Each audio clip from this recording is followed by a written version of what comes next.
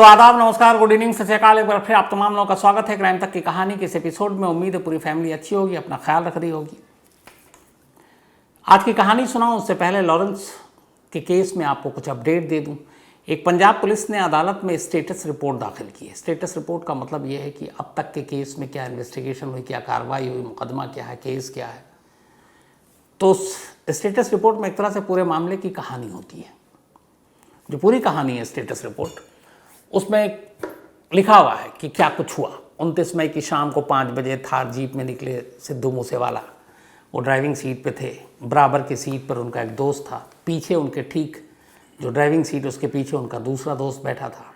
2 guard थे घर पे, गनर, लेकिन दोनों को मना कर दिया साथ ले जाने से। उसके बाद करीब घर से कुछ किलोमीटर की दूरी पर एक बोलेरो और एक दूसरी गाड़ी पीछा कर रही थी। फिर अचानक गाड़ी रोकी, फायरिंग हुई और इसके बाद सिद्धू मूसेवाले की जान गई उसमें। तो ये सारी चीज़ें हैं। उसके बाद फिर कहा गया कि जो स्टेटस रिपोर्ट है कि कैसे खुलासा हुआ, तो सोशल मीडिया में इसके बाद कहा गया कि फेसबुक और बाकी ज़रियों से 2-3 नाम आए जिन्होंने क्लेम किया कि हमने मारा है। उनमें से एक लॉरेंस बिश्नोई का नाम था, एक उसमें गोल्डी बराड़ का नाम था, एक सचिन बिश्नोई का नाम था। और इन तमाम लोगों के नाम आए और उसके बाद फिर पूछताछ हुई।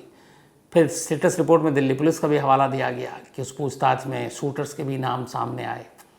और शुरुआती जो तफ्तीश में कामयाबी मिली थी वो ये था कि जो 2 गाड़ियाँ इस्तेमाल की गई उनके सीसीटीवी फुटेज को खंगाला गया, तो उनमें से एक गाड़ी कुछ दूरी पर खाली मिली थी, छोड़कर हमलावर भाग गए थे। उस गाड़ी के अंदर एक पेट्रोल पंप की पर्ची मिली थी और उस पर्ची के बाद वो फतेहाबाद के एक पेट्रोल पंप की पर्ची थी। पुलिस वहाँ पहुँची और वहाँ जाने के बाद जब वहाँ के सीसीटीवी फुटेज को खंगाला तो वही गाड़ी वहाँ दिखाई दी और उस गाड़ी में से एक चेहरा इन्होंने पहचाना जो एक शूटर का था। और उस शूटर के ज़रिए फिर पुलिस धीरे धीरे उत्तराखंड गई, वहाँ से एक शख्स को लेकर आई और बाद में फिर एक एक करके सारे कैरेक्टर सामने आते गए। लेकिन इस पूरे स्टेटस रिपोर्ट में जो सबसे ख़तरनाक चीज़ लिखी हुई है उस पर मैं कोशिश करूँगा किसी दिन डिटेल में आपको कहानी सुनाऊँ, कुछ ख़ास लोगों को पकड़कर उनसे और जानकारी लूँ। एक पंजाब पुलिस के स्टेटस रिपोर्ट में जो अदालत में जमा की गई है उसमें 2 लाइनें हैं। एक ये कि लॉरेंस बिश्नोई और एक दूसरा और नाम है सचिन बिश्नोई, और भी कुछ नाम है। उसमें एक पुरिया का भी नाम है जो वहाँ का है। उसमें लिखा हुआ है कि ये वो गैंग है जो जेल के अंदर से अपनी पूरी गैंग जला रहे हैं। जेल के अंदर से ये सारा हुक्म देते हैं, जेल के अंदर से ही सारा काम करते हैं। जो शब्द हैं, जो लाइन लिखी हुई है कि ये गैंग, जैसे लॉरेंस बिश्नोई, ये उसके जो पूरे लोग हैं ये तिहाड़ से अपना गैंग ऑपरेट कर रहे हैं। अब ये अपने आप में एक बड़ी गंभीर बात है कि सीधे सीधे मतलब एक गैंग का फिल्मों में हम लोग देखते थे अड्डा होता है बड़ा खुफिया सा, ये जैसे शान फिल्म में शाकाल का था। बट यहाँ उल्टा है। यहाँ पे क्रिमिनल और गैंगस्टर अपनी गैंग कहाँ से चला रहे हैं, तो भाई कहीं अड्डा वड्डा नहीं है, सीधे जेल के अंदर से। तो एक तरह से ये तमाचा भी है हमारे सिस्टम के ऊपर। और एक स्टेटस रिपोर्ट में ये मेंशन किया जाना है, इसका मतलब रिकॉर्ड पे है ये। तो लॉरेंस अपना गैंग तिहाड़ से चला रहा है। और इस स्टेटस रिपोर्ट से ये भी साबित होता है कि आज भी तिहाड़ से मोबाइल से लोग ऑपरेट कर रहे हैं।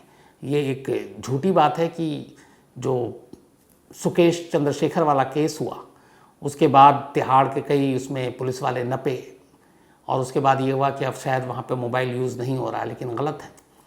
चूँकि इस पिछले 2-3 महीने में जो कुछ हुआ, इन 2-3 महीने में लगातार लॉरेंस जो है वो फ़ोन पे बाहरी दुनिया में, बाहर के लोगों के साथ संपर्क में था। इसका मतलब है कि तिहाड़ के अंदर आज भी ये सारे काम हो रहे हैं और ये अपने आप में एक बड़ी सीरियस बात है। क्योंकि जिन गैंगस्टर को आप जेल में बंद कर देते हैं वही गैंगस्टर जेल के अंदर से ही लोगों को बाहर धमका रहे हैं, अपना काम कर रहे हैं, गैंग चला रहे हैं, लोगों की जान ले रहे हैं।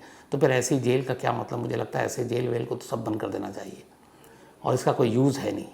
फिर पुलिस क्रिमिनल को क्यों पकड़े, अदालत क्यों सज़ा दे जब जेल में ही सब कुछ करना है? बल्कि जेल और ज़्यादा आपको नाम, शोहरत, दौलत, आपका कद बढ़ा रहा है। आप छोटे से बड़े गैंगस्टर बन जा रहे हैं जेल में। सामने वाले को भी लगता है कि अरे यार, ये बाहर में जो आदमी जेल के अंदर से धमका रहा है तो उसका मतलब है जेल में भी उसका दबदबा है, तो बाहर आके तो पता नहीं हमारी क्या हालत करेगा। तो ये दहशत डबल हो जाती है। तो इस पूरी स्टेटस रिपोर्ट में सबसे चौंकाने वाली बात यही है कि बाकायदा पंजाब पुलिस ने कहा है कोर्ट के सामने कि ये गैंग जो है जेल से चल रहा है। एक राजस्थान की जेल का जिक्र है और एक तिहाड़ जेल का जिक्र है। अब भी ये सारी चीज़ें चल रही है। मैं कोशिश करूँगा तिहाड़ की पूरी सच्चाई और ज़्यादा डिटेल में निकाल कर आप तक पहुँचाऊँ। ये तो लॉरेंस केस की अपडेट हुई। बाकी अभी तक शूटर कोई मिले नहीं है, कोशिश जारी है। और उसमें ये भी है एक जगह पे कि किस तरीके से उस दिन मूसेवाला के कत्ल से पहले बाकायदा वीडियो कॉल भी किया गया था शूटर और मुखबिर के ज़रिए, और वीडियो कॉल से सिग्नल दिया गया था, और वीडियो कॉल से दिखाया गया था कि देखो इस वक्त कार में कौन कौन लोग हैं और कोई गनर वनर नहीं है। तो ये सारी वेल प्लान था सब कुछ, और टेक्नोलॉजी का भी पूरा इस्तेमाल किया इन लोगों ने, क्रिमिनल ने, शूटर ने। तो अब लॉरेंस अभी पंजाब पुलिस का मेहमान है, पूछताछ जारी है, देखिए क्या खुलासा होता। जो अपडेट आएगा मैं इस केस में ज़रूर दूंगा।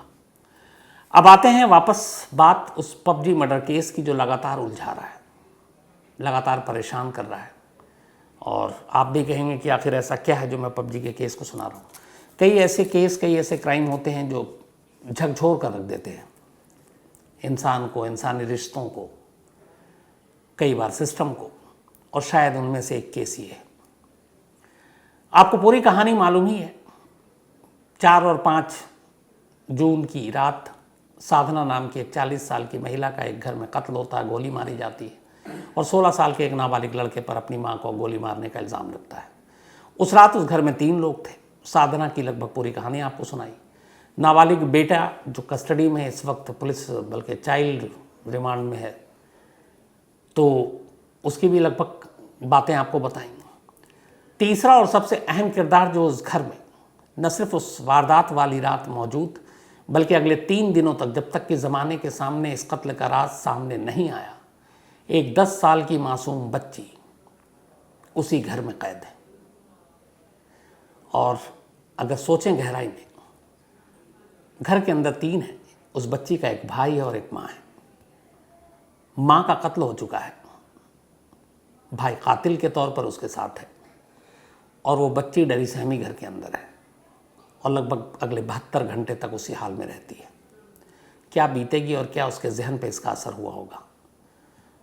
तो उस पूरी बच्ची ने जो कुछ अपनी मासूमियत के साथ बताया, पहले पुलिस वाले अंकल को और फिर अपनी नानी को, अपने मामा को, वो सारी चीज़ें बाहर आई हैं।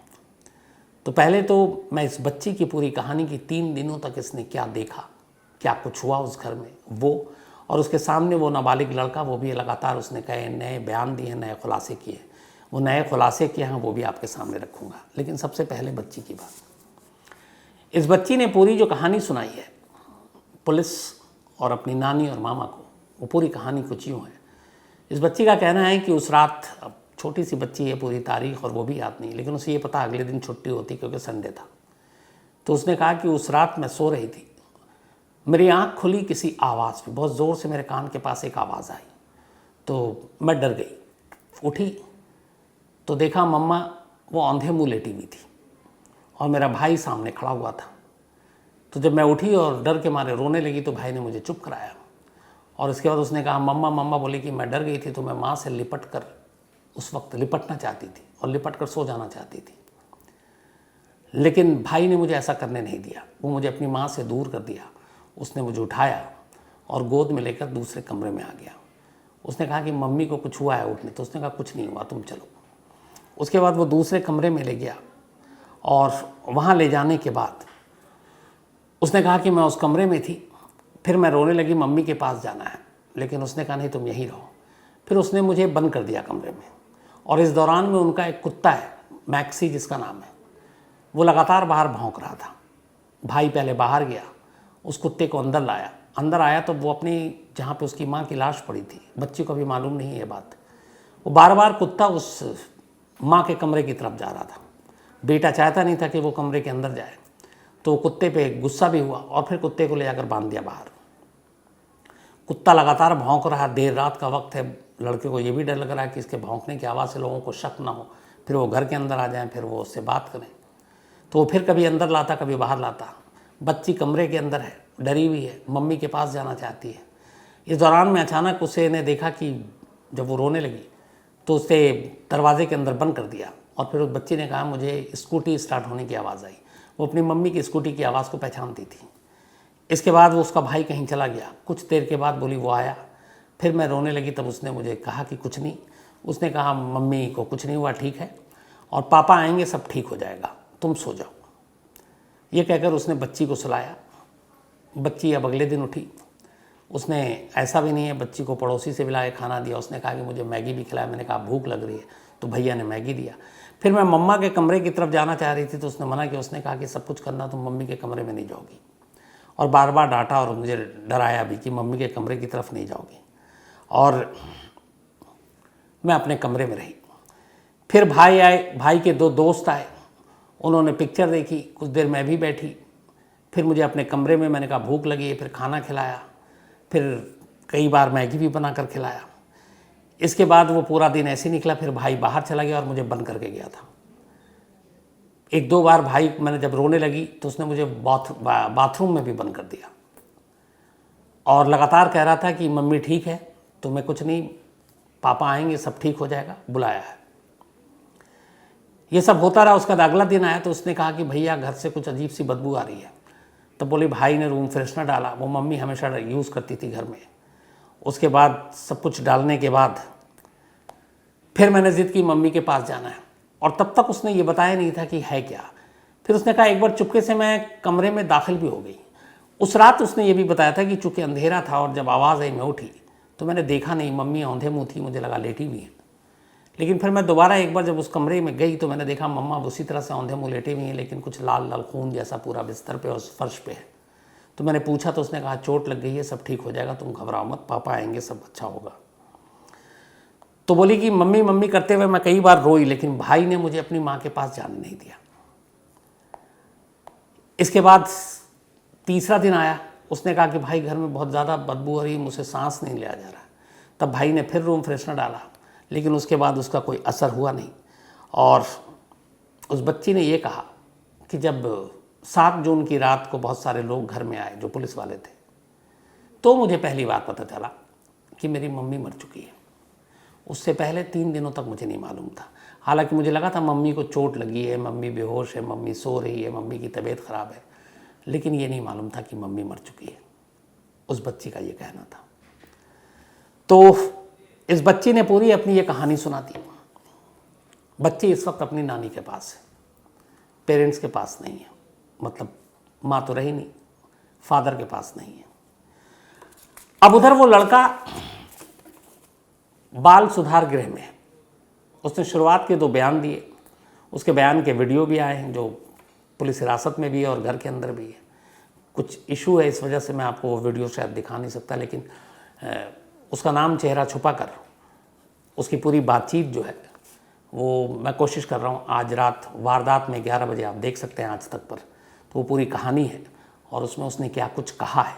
एक तो पुलिस की कस्टडी में, और दूसरा जब पुलिस मौका वारदात पर यानी घर पहुंची तब भी वो वहाँ मौजूद था। तो उसमें मैं दिखा रहा हूँ, तो आप अगर देखना चाहें तो वारदात में रात 11 बजे देख सकते हैं। यहाँ पे दिखाने में कुछ शायद इश्यूज़ हैं, इसलिए अभी नहीं दिखा रहा हूँ। एक बार क्लियर हो जाए तो फिर मैं ज़रूर दिखाऊँगा। तो अब ये लड़का लगातार अपने बयान बदल रहा है। उन 2 जो रिकॉर्ड पे हुआ, कैमरे पे हुआ, उसके बाद अब वो अलग अलग बयान दे रहा है।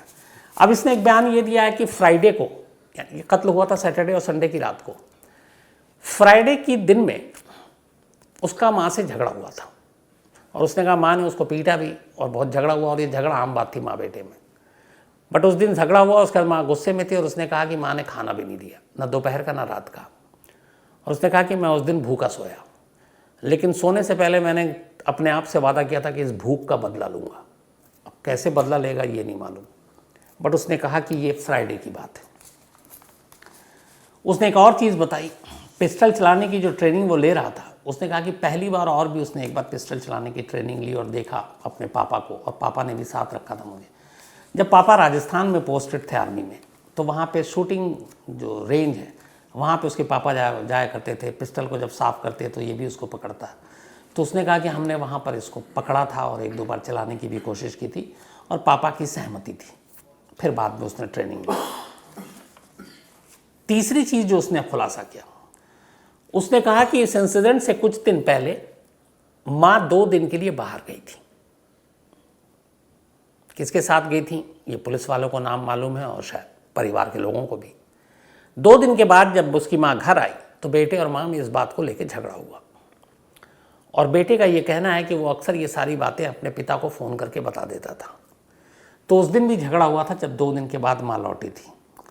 इसने कहा कि कई बार माँ मोबाइल पे बात कर रही होती थी और वो मुझे अच्छा नहीं लगता था, और मैंने कई बार चुपके से अपनी माँ की बातचीत को अपने फ़ोन पे ऑडियो रिकॉर्ड कर लिया और रिकॉर्ड करने के बाद अपने पापा को भेज देता था।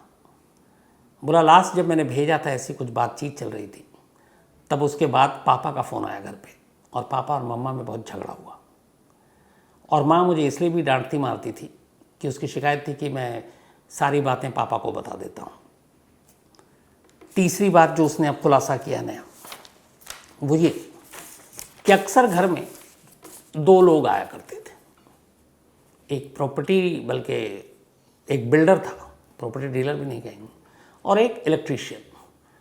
और उसने कहा कि जब भी वो आते थे अक्सर उसका माँ से झगड़ा होता था और वो कहता था कि क्यों आते हैं, लेकिन फिर माँ उसे डांटती थी और इस बात को लेके दोनों में झगड़ा होता था और उसका उन दोनों का आना पसंद नहीं था। उसने कहा कि कई बार उसने अपने पापा को भी ये बात बताई और पापा को भी इन दोनों के बारे में अच्छी तरीके से मालूम है।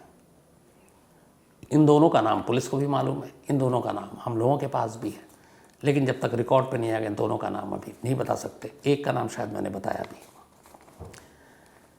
अब इसने एक और भी बड़ा अजीब खुलासा किया इस लड़के ने।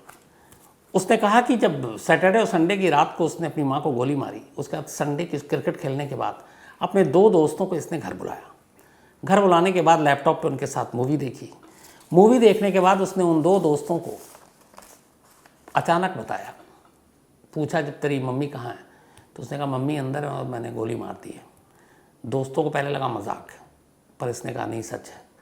फिर उसने दोनों दोस्तों के सामने एक ऑफ़र रखा। उसने कहा कि अगर तू मेरी मम्मी की लाश को ठिकाने लगाने में कहीं छुपा देते, मदद करे तो 5,000 रुपये देंगे, 5,000। जब दोस्तों को यकीन हो गया कि इसने ऐसा किया है तो दोनों दोस्त डर गए और उन्होंने कहा कि मैं बिल्कुल भी ऐसा काम नहीं करूँगा। जब दोनों ने इनकार किया तो इस नाबालिग लड़के ने उन दोनों को ये धमकी देते हुए घर से बाहर भेज दिया कि अगर तूने जाकर अपने घर वालों या किसी और को बताया तो मैं तुम दोनों को भी गोली मार दूंगा। पुलिस ने उन दोनों दोस्तों से भी पूछताछ की है। इसके अलावा एक ये भी जांच में आई है कि जिस रात मतलब 7 जून को बेटे ने अपने पापा को फ़ोन किया कि किसी ने मम्मी को मार दिया है और उसके बाद फिर वीडियो कॉल किया, तो उसके पापा वीडियो कॉल पे आधा घंटे तक बात करते रहे और उसी बातचीत के दौरान उन्होंने उस वीडियो कॉल पे जो कुछ देखा और बेटे ने दिखाया, अब आसनसोल में अपने एक सीनियर अफसर को दिखाया। वो वीडियो कॉल लाइव चल रहा है कि देखिए मेरे घर में ये हो गया है, मुझे छुट्टी दे दीजिए, अब तो घर जाना पड़ेगा। सीनियर अफसर भी वो देख कर घबराएगा, उन्होंने कहा तुम फ़ौरन निकलो। तो एक फादर ने पहले ये कहा था कि वो पहले भी ऐसी घर में कई चीज़ें थी कि आना चाहते थे लेकिन उन्हें छुट्टी नहीं मिल रही थी, लेकिन अब ये वीडियो कॉल दिखाया और उसके बाद छुट्टी मिली। ये अब सारी चीज़ें नए नए खुलासे लड़के ने किए। तो जो पहले 2 खुलासे थे उसके बाद अब ये सारी चीज़ें आ रही हैं। लखनऊ पुलिस के सामने भी ये नए सारे खुलासे आ रहे हैं और इसी के बाद अब लखनऊ पुलिस ने ये कहा है कि वो सिर्फ पबजी की थ्योरी नहीं बल्कि बाकी सारी कहानियों के ऊपर भी अपनी जांच करेगा और जो भी इसमें पहलू और नई चीज़ें आएंगी सामने आएंगी उन सबको वो सामने रखकर जांच करेंगे। इधर एक चाइल्ड वेलफेयर कमेटी, बाल कल्याण विकास की एक टीम, जहाँ पे ये बच्चा है चाइल्ड रिमांड रूम में, वहाँ उसकी एक रिपोर्ट तैयार करनी है कि इस बच्चे के साथ क्या हुआ, कैसे हुआ, वहाँ ठीक ठाक तो है। शायद उसकी रिपोर्ट आ रही है। पूरी रिपोर्ट जो आएगी वो तो आएगी। जो शुरुआती कुछ चीज़ें हैं वो आपको बताऊँ कि ये चाइल्ड रिमांड रूम में बच्चा बिल्कुल नॉर्मल है, बिल्कुल ठीक ठाक से रह रहा है और इसके बारे में भी कुछ जानकारी मिली है और वो ये कि इसकी कम से कम 3 गर्लफ्रेंड हैं इस 16 साल के नाबालिग की, और ये बात उसने बताई है। दूसरी एक और बात, वो वहाँ पे अपने खाने की फरमाइश कर रहा है। इसका फेवरेट खाना आया एक करी है और वो बना के भी इसको दिया जा रहा है और इसको पूरा भरोसा और यकीन है जो इसने बातचीत की लोगों से कि मैं 3 या उससे कम साल के अंदर अंदर बाहर आ जाऊँगा। ये उसका कॉन्फिडेंस है। आखिरी बात इसके बारे में, इससे सारी ये चीज़ें तो पूछ ली गई। इसके बाद कहा ठीक है तुम 3 साल के या 3 साल के पहले बाहर आ जाओगे, बड़े होके क्या बनना चाहते हो? इस लड़के का जवाब था कि मैं बड़ा होने के बाद नेता बनना चाहता हूँ, लीडर। आगे इस केस में और जो भी खुलासा होगा मैं आप तक ज़रूर पहुंचाऊंगा। लेकिन कहानी का सिलसिला ख़त्म करूं उससे पहले वही अपना सिलसिला। विक्रम भूरा भाई मुलियासिया, आज इनका जन्मदिन है, तो हैप्पी बर्थडे विक्रम भूरा भाई। और परमार करण ने भेजा है। इसके अलावा विद्युत मंडल, इनका भी आज जन्मदिन है, वेस्ट बंगाल से हैं, हैप्पी बर्थडे विद्युत साहब। ललित मनचंदा, इनका भी जन्मदिन है, हैप्पी बर्थडे ललित साहब। इसके अलावा महेंद्र पुरबिया गुजरात से, इनका भी आज जन्मदिन है, तो हैप्पी बर्थडे महेंद्र। इसके अलावा एसवी चौधरी, इनका भी आज जन्मदिन है, हैप्पी बर्थडे एसवी। और भरत चौधरी जी ने भेजा है। सत्येंद्र शाह, इनका भी जन्मदिन है और ये कल नाराज़ थे, पता नहीं फिर मेल आया है, तो सॉरी पर belated happy birthday Satyendra Shah साहब, और सॉरी भी बोल रहा हूँ। आशुतोष मलिक, इनका भी आज जन्मदिन है, हैप्पी बर्थडे आशुतोष जी। और ललित कुमार ने भेजा है। इसके अलावा कलावती, इनका 14 को था, 14 को, तो हैप्पी बर्थडे बिलेटेड कलावती जी, हैप्पी बर्थडे। और दीपक ने भेजा है, इनकी मदर है। इसके अलावा उर्मिला कटियार और अर्जुन जी की एनिवर्सरी है, अर्जुन कटियार जी की, आप दोनों को बहुत बहुत बधाई। प्रियंका कटियार ने भेजा है। अचल जैन, इन्होंने पूछा है कि इस पबजी मर्डर केस में साधना के इन लॉज की क्या राय है, वो क्या बोल समझ रहे हैं, मतलब साधना के सास ससुर, उनके ससुराल वाले लोग। साधना के ससुराल वाले खामोश हैं, पिता खामोश हैं, सास खामोश हैं, चाचा खामोश है। जो नाराज़गी है वो साधना के मायके वालों की तरफ से है। साधना की माँ, साधना के भाई, जो बाकी लोग हैं, वो कह रहे हैं कि ये सारा सच नहीं है जो दिखाया जा रहा है, वो सच नहीं है जो पुलिस बता रही है, सच्चाई कुछ और है। और उन्होंने कहा है कि वो इस सच्चाई को सामने लाएंगे, लेकिन जैसा मैंने कल कहा था 13वीं के बाद, यानी 19 जून के बाद। और हो सकता है उन्होंने कहा कि ज़रूरत पड़ी तो हम FIR दर्ज करेंगे इस पूरे मामले में, और उस FIR में किन किन लोगों के नाम ये शामिल करते हैं इसके लिए हमें इंतज़ार करना पड़ेगा। रजत भारद्वाज जी हैं, धार मध्य प्रदेश से। इन्होंने बड़ा वो लिखा कि ये क्राइम तक की एक वक्त कहानियाँ सुनते थे, तो इनकी मम्मी इन्हें टोकती थी कि ये क्या सुन रहे हो, रोकती थी। और अब रजत भारद्वाज साहब लिख रहे हैं कि अब उल्टा हो गया है, अब मेरी मम्मी कहानियाँ सुनती हैं और अब मुझे रोकती टोकती भी नहीं है। तो थैंक यू मम्मी जी और रजत साहब, आप दोनों को कहानी सुनने के लिए और इतना प्यार देने के लिए। शंकर कामले हैं, थैंक यू सो मच आपके मेल के लिए भी। आदित्य झा हैं पटना से, एक कहानी की फरमाइश की है। प्रमेश सिंह, इसके अलावा ऋषभ जैन ने कहानी की फरमाइश की है। फैसल हैं US से, इन्होंने भी एक कहानी की फरमाइश की है। पीयूष ढाट से हैं, थैंक यू सो मच आपके मेल के लिए। आमिर खान हैं, एक कहानी की फरमाइश की है। मनोज लुखार हैं, thank you very much. Kaushik Talukdar हैं असम से, थैंक यू आपके मेल के लिए भी। कादिर सैयद हैं वापी गुजरात से। इसके अलावा शाहबाज शेख, अनु शेख और अक्सा शेख, तो महाराष्ट्र से, थैंक यू सो मच आपके प्यार के लिए। बबीता हैं, इसके अलावा जरका खान हैं न्यूयॉर्क से। कैलाश राणा, अब्दुल कादिर और धारा मेहता। तो आप तमाम लोगों का शुक्रिया मेल के लिए। जो कहानी की फरमाइश है वो भी जल्दी पूरी करेंगे। आज कहानी में इतना ही। अब आपसे मुलाकात होगी कल रात 9 बजे किसी नई कहानी के साथ। तब तक अपना ख्याल रखिएगा। Thank you very much.